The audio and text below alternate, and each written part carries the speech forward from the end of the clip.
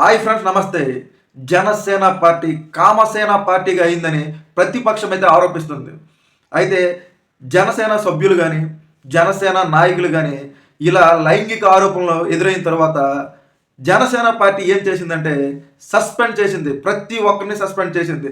Janasena party Pawan Kalyan గారు చేసిన మంచి పని ఏంటంటే అది ఎమ్మెల్యే అయినా, సామాన్య కార్యకర్త అయినా, మరే అధికారి అయినా సరే సస్పెండ్ చేస్తున్నారు. ఇప్పుడిప్పుడే జనసేన ఎదుగుతుంది. మరో 20 సంవత్సరాల్లో ఈ రాష్ట్రాన్ని పాలించే దిశగా పవన్ కళ్యాణ్ గారు అయితే అడుగులు వేస్తున్నారు.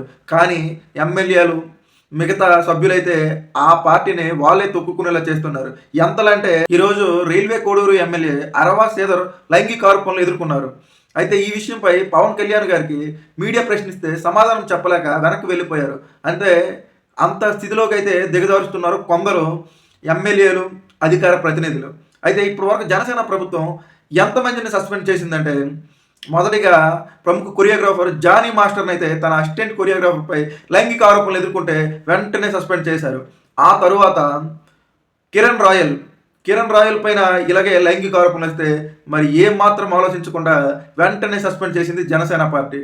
ఆ తరువాత శ్రీకాళహస్తి జనసేన నియోజకవర్గ ఇన్ఛార్జ్ కోట వినుత తన డ్రైవర్ హత్య కేసులో ఇలాగే లైంగిక ఆరోపణలు ఎదుర్కొన్నారు. కానీ దాంట్లో వాస్తవం లేదు.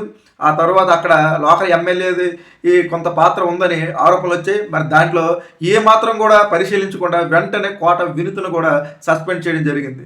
మళ్ళీ ఇప్పుడు రైల్వే కోడూరు ఎమ్మెల్యే అరవా శ్రీధర్పై వెంటనే సస్పెండ్ చేసింది. రైల్వే కోడూరు ఎమ్మెల్యే అరవా శ్రీధర్ మాత్రం ఇవి నా వీడియోలు కాదు, ఫేక్ వీడియోలు, కావాలనే దుష్ప్రచారం చేస్తున్నారు, నా పైన ప్రతిపక్షం పార్టీ అని ఆరోపణ చేస్తున్నారు. ఒక వీడియో అయితే ఫేక్ అనొచ్చు. స్వయంగా ఆ అమ్మాయి మీడియా ముందుకు వచ్చి మొత్తం అయితే లీక్ చేస్తుంది. పెళ్ళైన మహిళని అధికారాన్ని ఉపయోగించి ఆమెని లొంగదీసి భయభ్రాంతులకు గురి చేసి ఆమె 5 సార్లు అవాసన చేయించుకునేలా చేశాడంటే మరి ఆమె మాటల్లో వాస్తవం ఎంతవరకు ఉందో తెలియదు. కొందరు ఏమంటున్నారంటే ఇది కావాలనే ప్రతిపక్షం పార్టీ ఆమెకి డబ్బు ఇచ్చి చేయిస్తున్నారని జనసేన పార్టీ వాదన. ఈ వచ్చిన తరువాత ఎవరి డేటా కూడా సెక్యూరిటీ అయితే లేదు.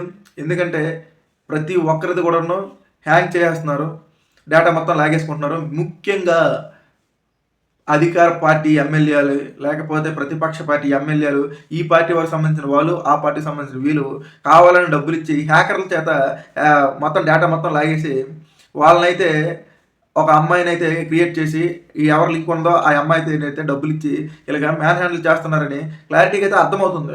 రాజకీయ నాయకులు జాగ్రత్త పడాలి. ఎందుకంటే డేటానే హ్యాక్ చేస్తున్నారు. మీరు ఎన్ని సీక్రెట్లు పెట్టినా, ఎన్ని ఐఫోన్లు వాడినా సరే డేటా అనేది లాగేస్తున్నారు. ఏదేమైనా సరే రాజకీయ నాయకులు అంటే వాళ్ళని చూసి నలుగురు రోల్ మోడల్గా తయారవ్వాలి. అవ్వులు పాలయ్యేటట్లు ఉండకూడదు.